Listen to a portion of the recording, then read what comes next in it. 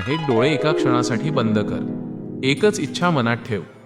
आणि आता पुढचे शब्द अगदी शांतपणे ऐक. बाळा, किती शांत आणि गंभीर झाला आहेस तू.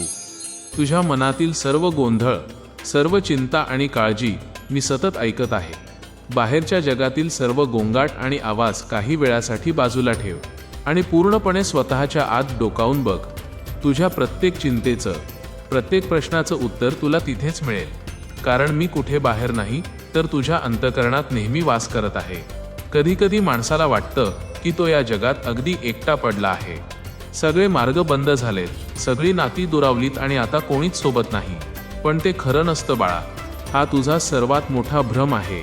आयुष्यातील सर्वात कठीण, वादळी आणि अंधाऱ्या रात्री देखील जेव्हा तुला वाटत असतं की तू एकटाच या दुःखाशी संघर्ष करतोयस, तेव्हा मी सावलीसारखा तुझा हात घट्ट पकडून तुझ्यासोबत चालत असतो.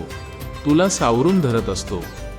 तुझ्या डोळ्यांतील लपवलेले अश्रू आणि मनात दाबून ठेवलेली खोल वेदना माझ्यापासून कधीच लपलेली नाही. लोकांनी तुला काय दिलं, कसं दुखावलं आणि काय नाकारलं, याचा विचार आता पूर्णपणे सोडून दे. कारण जगात कोणी पाहत नसलं तरी मी सगळं पाहत होतो.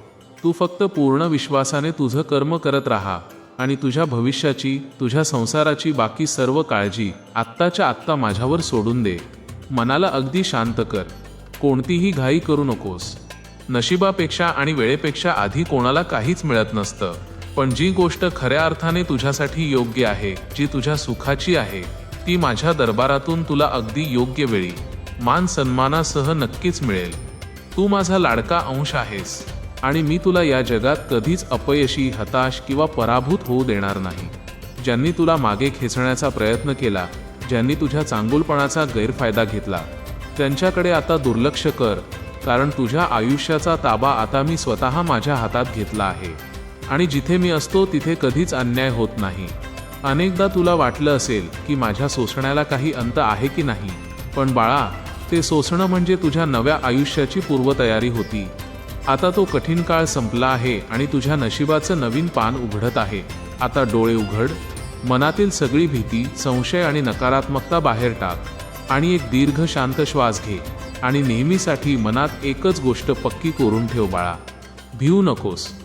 मी तुझ्या पाठीशी आहे. मी नेहमी तुझ्या पाठीशी वज्रासारखा उभा आहे आणि पुढेही सदैव राहीन. बाळा, जर तुला मनातून खरोखरच असं वाटत असेल की मी सदैव तुझ्यासोबत आहे, तर आत्ताच्या आत्ता कमेंट बॉक्समध्ये फक्त एकच ओळ लिह, स्वामी, मी माझा संपूर्ण भार तुमच्यावर सोपवला आहे. आणि मग बघ, तुझ्या आयुष्यातील चिंतेचं ओझं कसं हलकं होतं ते. श्री स्वामी समर्थ.